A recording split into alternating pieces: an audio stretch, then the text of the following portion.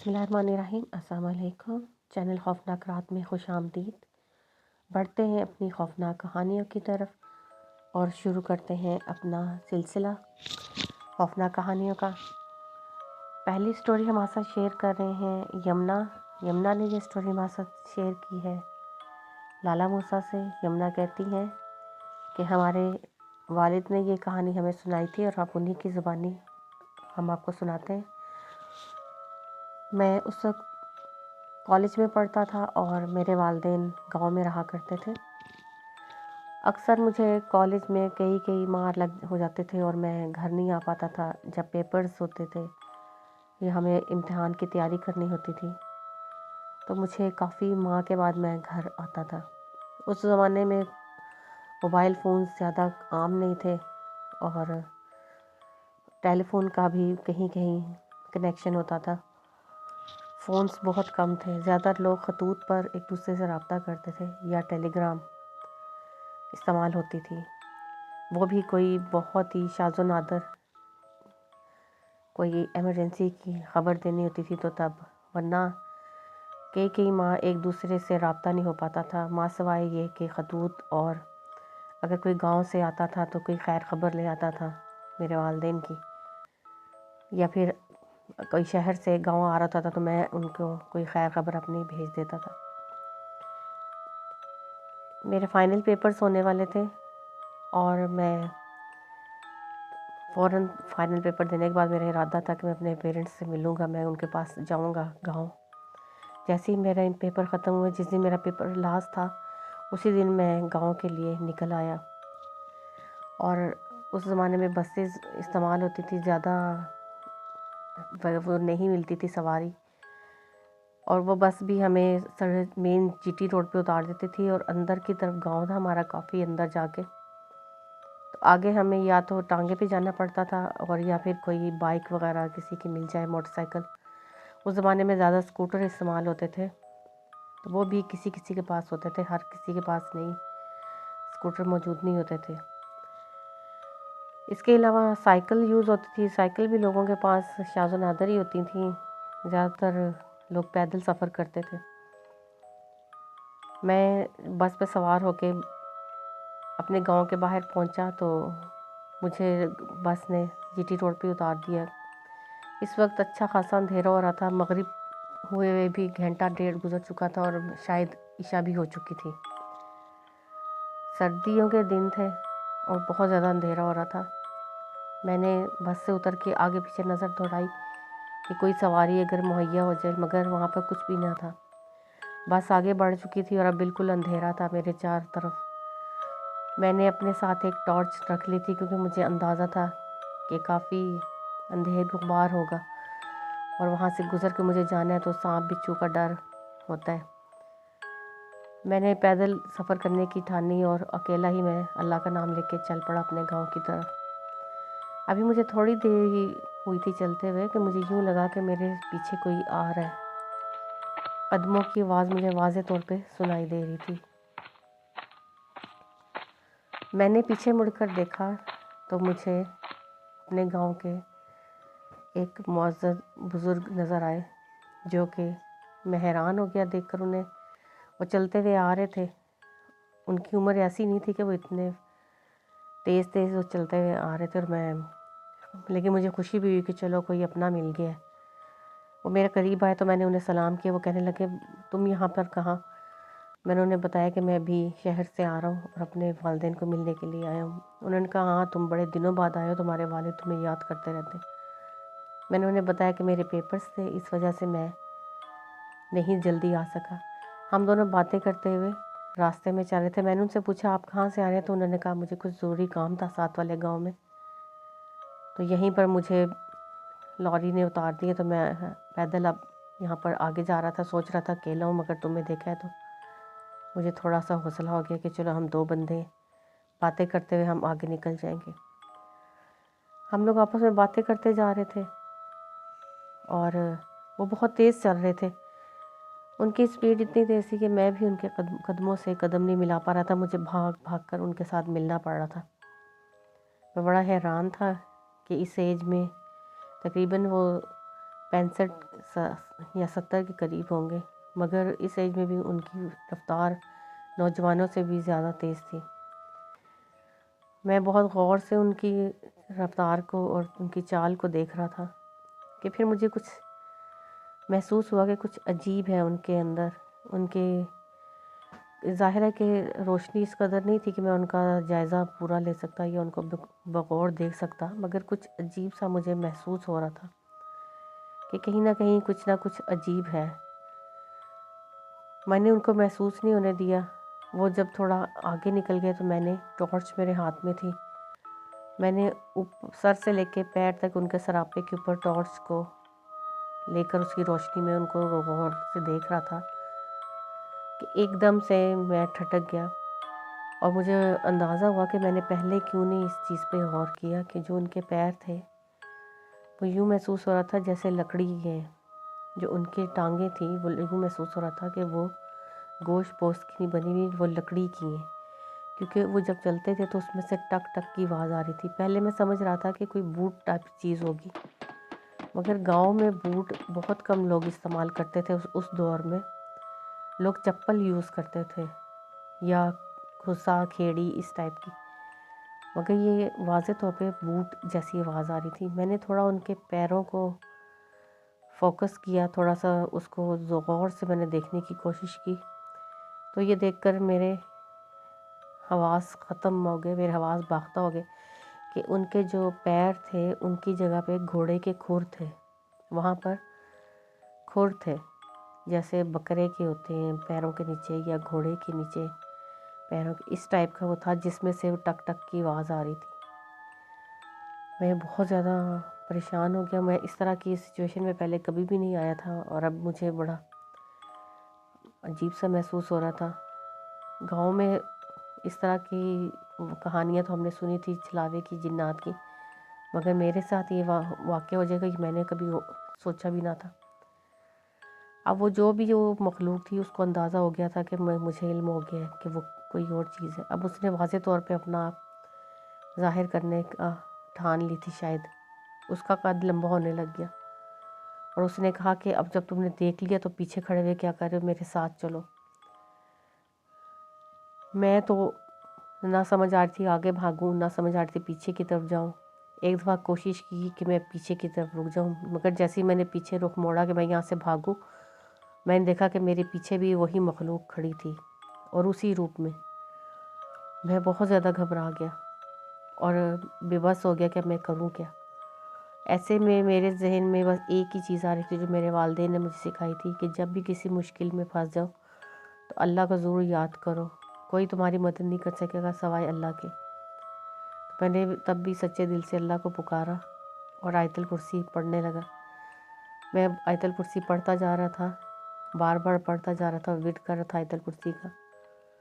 ایک دم سے جانے کیا ہوا کہ اس مخلوق نے خود ہی ایک چیخ ماری اور وہ ہوا میں کہیں تحلیل ہو گیا۔ جیسے ہی وہ ہوا میں تحلیل ہوا میں نے بھاگنا شروع کر دیا۔ میں نے یہ بھی نہیں دیکھا کہ میرا رخ کس طرف ہے، گاؤں کی طرف ہے یا میں اس کے اپوزٹ سائڈ پہ جا رہا ہوں۔ میں بھاگ رہا تھا، بھاگتے بھاگتے ایک دم جانے کس چیز کے ساتھ میری پیر ٹکرایا اور میں فرش پہ گر کے، زمین پہ گر کے میں بے ہوش ہو گیا۔ جب مجھے ہوش آئے تو میں اپنے گھر میں موجود تھا اور میرے گھر والے بہت پریشان تھے۔ میرے والدین نے مجھ سے پوچھا کہ تم کب آئے تھے اور تم کیسے بے ہوش ہو گئے تھے۔ میں نے ان کو تمام واقعہ بتایا تو وہ کہنے لگے کہ تمہیں چاہیے تھا کہ تم کسی نہ کسی کو اطلاع دیتے تاکہ ہم تمہیں ریسیو کرنے کے لیے سڑک پہ آ جاتے۔ تمہیں معلوم نہیں کہ یہاں کھلے علاقے ہیں اور یہاں پر اس طرح کے جنات عام طور پر پائے جاتے ہیں، وہ اسی طرح لوگوں کو بہکاتے ہیں اور ان کو تنگ کرتے ہیں۔ شکر کرو کہ تمہاری جان بچ گئی ہے۔ اس دن کے بعد میں نے جب بھی گاؤں جانا ہوتا تھا میں اپنے پیرنٹس کو پہلے ہی اطلاع دیتا تھا، اور اگر ایسا نہ بھی ہوتا تھا تو میں دن کے ٹائم جاتا تھا، میں رات کے ٹائم نہیں وہاں پہ جاتا تھا۔ یہ تھی میری سٹوری۔ بہت شکریہ آپ نے اپنی سٹوری ہمارے ساتھ شیئر کی ہے، آپ نے اپنے والد کی سٹوری ہمارے ساتھ شیئر کی ہے، اور امید ہے کہ آئندہ بھی ہمارے ساتھ اسی طرح سٹوریز شیئر کرتے رہیں گے۔ بہت شکریہ۔ بڑھتے ہیں اپنی اگلی کہانی کی طرف۔ جیسا کہ ہم جانتے ہیں کہ غیر مرئی مخلوقات کہیں بھی کسی وقت بھی اپنا آپ ظاہر کر دیتی ہیں، اور اس کے لیے کوئی ضروری نہیں ہوتا کہ وہ کسی جگہ پر بسیرا کرے تو تبھی وہ ان کا ظاہر ہونا جو ہوتا ہے مسٹ ہوتا ہے، بلکہ کبھی کبھی ایسا ہوتا ہے کہ بائی چانس ہوا کے ساتھ یا کوئی ایسی حالات ہو جاتے ہیں جس کے غیر مرئی مخلوقات لوگوں کو تنگ کرتے ہوئے یا گزرتے ہوئے لوگوں کو چھیڑ چھاڑ کرتے ہوئے ان کے ساتھ گزر جاتے ہیں، مگر جیسا بھی ہو ان کا سامنے آنا یا ان کے ساتھ آمنا سامنا ہونا کافی خطرناک ثابت ہو سکتا ہے کسی کے لیے بھی۔ ایسی ایک سٹوری ہمارے سے شیئر کی ہے لاہور سے عبد المنان نے۔ عبد المنان کہتے ہیں کہ آج سے 5 سال پہلے کی بات ہے، میرے کزن کے ساتھ ایک واقعہ پیش آیا تھا جو میں آپ کو ساتھ شیئر کرنا چاہتا ہوں۔ عبد المنان کہتے ہیں کہ میرا کزن لاہور کا رہنے والا ہے اور یہیں پر ان لوگوں کی پرورش ہوئی۔ وہ کہتے ہیں کہ ایک بار اس کے سارے گھر والے کہیں شادی کے لیے گئے تو میرے کزن نے بڑی سہولت سے منع کر دیا کہ آپ لوگ جائیں، میں گھر پر میں اپنے پیپرز کی تیاری کروں گا۔ گھر والوں نے اس کو اجازت دے دی۔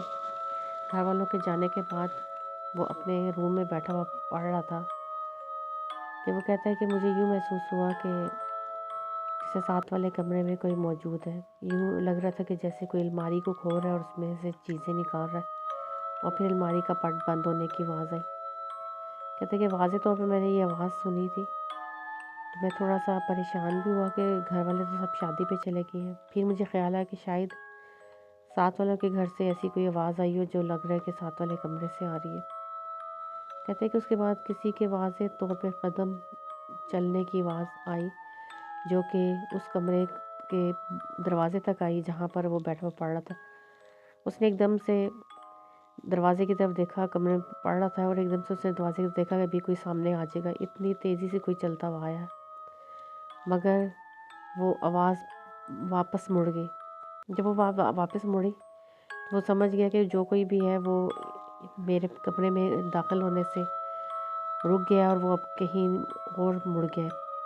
اب جو آواز تھی وہ ڈرائنگ روم کی طرف جا رہی تھی۔ وہ جلدی جلدی چلتا ڈرائنگ روم کی طرف گیا، قدموں کی آواز سنائی دی تھی مگر دکھائی کوئی نہ دیا۔ وہ بہت پریشان ہو گیا کہ یہ کیا ہو رہا ہے، قدموں کی آواز آ رہی ہے اور دکھائی کوئی نہیں دے رہا۔ وہ پھر سے آ کے اپنے کمرے میں بیٹھ گیا اور اس نے سوچا کہ شاید میرا وہم ہوگا۔ وہ کہتے ہیں کہ اب کی دفعہ کسی نے بہت زور سے کچن میں برتن گرائے اور صاف آواز آئی جیسے کوئی وہاں پر کھڑا ہے اور اس نے برتن پٹکے ہیں۔ وہ جلدی سے اٹھ کے جب کچن میں آیا تو اس نے دیکھا کہ برتن سارے فرش پہ گرے ہوئے تھے۔ اس نے اٹھا کر برتن دوبارہ سے الماری میں لگائے اور سوچا کہ میں اپنے لیے چائے کا ایک کپ بنا لیتا ہوں۔ چائے بنانے کے لیے جب وہ کھڑا ہوا تو اس کو واضح طور پہ یوں محسوس ہوا کہ اس کے بالکل پیچھے کوئی کھڑا ہے۔ اس نے پیچھے مڑ کے دیکھا تو اس کے پیچھے کوئی بھی نہیں تھا۔ وہ بہت زیادہ پریشان ہو گیا کہ یہ سب میرے ساتھ کیا ہو رہا ہے۔ کہتے کہ میں چائے کا کپ لے کے جیسے ہی اپنے کمرے کی طرف آنے لگا تو میں نے دیکھا کہ میرے کمرے میں ایک خاتون کھڑی ہے۔ وہ بہت لمبے قد کی تھی اور اس نے کالے رنگ کا لباس پہن رکھا تھا۔ وہ کہتا ہے میں نے اس کو آواز دی کہ تم کون ہو، مگر اس نے میری طرف نہیں دیکھا۔ کہتے جب میں نے 2-3 دفعہ اس کو آواز دی تو اس نے میری طرف نہیں دیکھا، تو میں تھوڑا سا غصے سے بولا اور میں نے اس سے کہا کہ میں ابھی پولیس کو فون کرتا ہوں کہ تم کوئی میں ہمارے گھر میں گھس آئی ہو۔ ایک دم سے اس عورت نے پیچھے مڑ کے دیکھا۔ وہ کہتے کہ اس کے چہرہ دیکھ کے میرا روح فنا ہونے لگی۔ بہت خوفناک تھی اور اس کے چہرے سے خون ٹپک رہا تھا، اس کے جگہ جگہ پہ اس کے چہرے پہ زخم تھے اور ان میں سے خون رس رہا تھا۔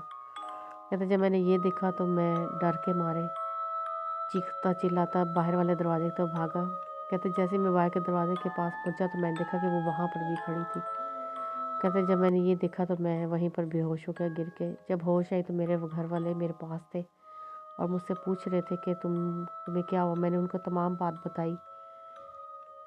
میرے والد صاحب کے ایک اللہ والے جاننے والے تھے، انہوں نے ان کو کال کی تو وہ آ گئے۔ انہوں نے مجھ پر دم بھی کیا اور میرے والد سے کہا کہ کوئی ایسی بات نہیں ہے، یہاں سے کوئی چیز گزرتی ہوئی جا رہی تھی اور اس نے اس کو اکیلا دیکھ کر اس کو تنگ کرنے کی کوشش کی کہ بچہ ہے اور اس کو چھیڑتی ہے، وہ گزر گئی ہے۔ اللہ کا شکر ادا کریں کہ وہ اس کو نقصان پہنچا کر نہیں گئی، ورنہ کوئی بھی کچھ بھی وہ کر سکتی تھی۔ ایسی مخلوقات کسی کی سگی نہیں ہوتی، یہ کسی کے ساتھ بھی کچھ بھی کر سکتی ہیں۔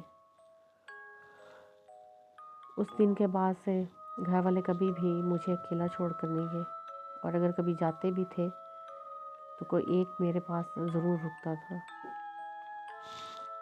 بہت شکریہ، آپ نے اپنی اسٹوری ہمارے ساتھ شیئر کی ہے، اور امید کرتے ہیں کہ آئندہ بھی آپ اپنی اسٹوریز ہمارے ساتھ یوں ہی شیئر کریں گے۔ بہت شکریہ آپ کا۔ پڑھتے ہیں اگلی کہانی کی طرف۔ یہ کہانی ہمارے ساتھ خدیجہ نے شیئر کی ہے کراچی سے۔ خدیجہ کہتی ہیں کہ میری نانی جان نے یہ کہانی ہمیں سنائی تھی۔ نانی جان کہتی ہیں کہ انڈیا پاکستان بننے سے پہلے کی بات ہے کہ ہم لوگ وہیں پر رہا کرتے تھے، اور ہم لوگوں کے درمیان بہت اچھا آپس میں سب گاؤں والوں کے درمیان سلوک اتفاق تھا۔ جس گاؤں میں ہم رہا کرتے تھے وہاں پر ہندو اور مسلم دونوں رہا کرتے تھے، اور آپس میں اکٹھے مل جل کر رہا کرتے تھے سب۔ کہتے ہیں کہ ایک اسی طرح سے خاتون تھیں جو کہ زچگی کے دوران ان کی ڈیتھ ہو گئی۔ کہتے ہیں کہ اب سب لوگوں کو بہت دکھ تھا کہ چھوٹا سا ان کا بچہ تھا اور وہ دنیا سے چلی گئی، مگر ایسا ہوا کہ ان کا جو ہمزاد تھا وہ ادھر ہی ظاہر ہو گیا سب لوگوں کے سامنے۔ اس نے اپنے آپ کو ظاہر کر دیا، اور وہ بہت زیادہ اس نے تنگ کیا لوگوں کو۔ کہتے ہیں کہ ایک دفعہ ہم لوگ سب لڑکیاں جو تھیں کپڑے دھونے کے لیے ندی پر گئیں۔ ہم 4-5 لڑکیاں تھیں، ہم لوگ ندی پر بیٹھ کے کپڑے دھو رہے تھے کہ ہم نے دیکھا کہ ندی کے قریب ہی ایک پیڑ تھا جس کے اوپر وہ ٹانگیں لٹکائے بیٹھی ہوئی تھی، اور وہ سب سے یہی کہتی تھی مجھے میرا بچہ لا دو، مجھے میرا بچہ لا دو۔ تو وہ وہاں پر بیٹھے ہمیں یہ کہہ رہی تھی، آوازیں دے رہی تھی، ہمارے نام لے رہی تھی کہ مجھے میرا بچہ لا دو، مجھے میرا بچہ لا دو۔ ہم میں سے کوئی بھی اس کے ساتھ بات نہیں کرتا تھا۔ ہمارے گھر والوں نے ہمیں منع کیا تھا کہ کہیں پہ بھی اگر ایسا ہو تم لوگوں نے اس سے بات نہیں کرنی، اس کی طرف توجہ نہیں کرنی، اور اگر تم لوگ توجہ کرو گے تو ہم پر حاوی ہو جائے گی تم پر۔ ایک دفعہ ایسا ہوا کہ ایک شخص گاؤں کی طرف آ رہا تھا، اور اس کو اس بات کا علم نہیں تھا کہ اس کی وفات ہو چکی ہے۔ وہ کہتے ہیں کہ میں جب آ رہا تھا تو میں نے دیکھا کہ وہ خاتون جو تھی وہ پیروں میں پائل پہنے زور زور سے پائل کو چنکاتی ہوئی میرے ساتھ ساتھ چلتی ہوئی آ رہی تھی، اور کہنا یہی مجھ سے کہتی کہ مجھے میرا بچہ لا دو۔ وہ شخص نہیں جانتا تھا کہ یہ ہمزاد ہے ان کا، اور وہ دنیا سے چلی گئی ہے۔ تو اس نے ان سے پوچھا کہ تمہارا بچہ کدھر ہے؟ تو وہ بس یہی کہتی جاتی میرا بچہ لا دو، مجھے میرا بچہ لا دو۔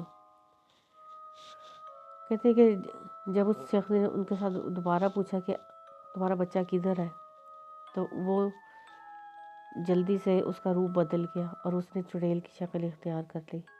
تو وہ بندہ اس کو دیکھ کر ڈر گیا اور چلاتا ہوا بھاگتا ہوا گاؤں کی طرف آ رہا تھا کہ لوگوں نے کھیتوں میں جو کام کرتے انہوں نے ان کی توجہ اس کی طرف ہوئی، تو انہوں نے دیکھا کہ وہ بہت زیادہ چلا رہا تھا کہ مجھے بچاؤ، یہ چڑیل مجھے مار ڈالے گی، مگر اس کے پیچھے کوئی بھی نہیں تھا، وہ اکیلا ہی تنہا بھاگ رہا تھا۔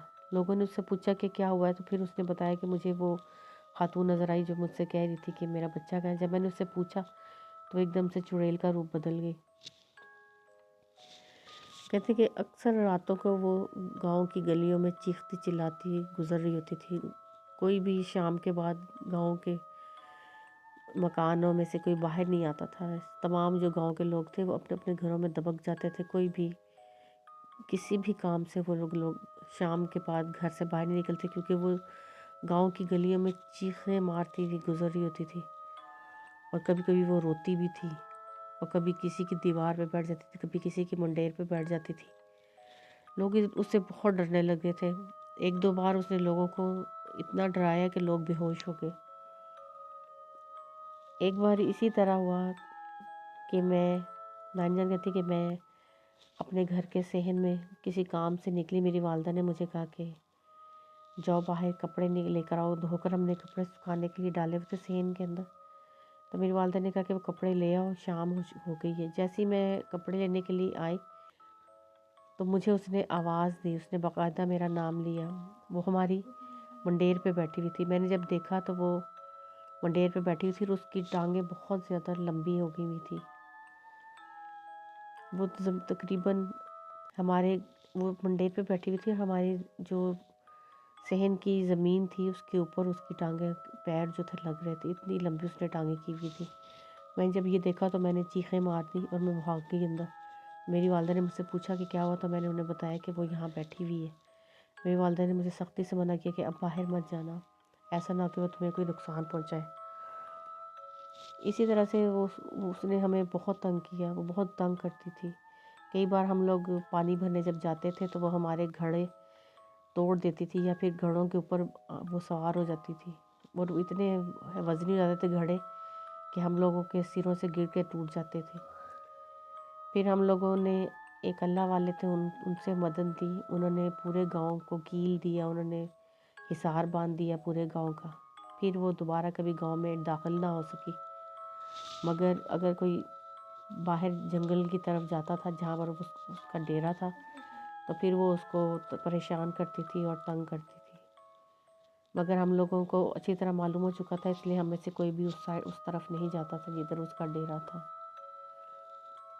یہ تھی کہانی جو ہمارے ساتھ شیئر کی خدیجہ نے۔ بہت شکریہ آپ کا، آپ نے بہت اچھی سٹوری ہمارے ساتھ شیئر کی، اور امید کرتے ہیں کہ آئندہ بھی آپ اپنی سٹوریز ہمارے ساتھ شیئر کریں گی۔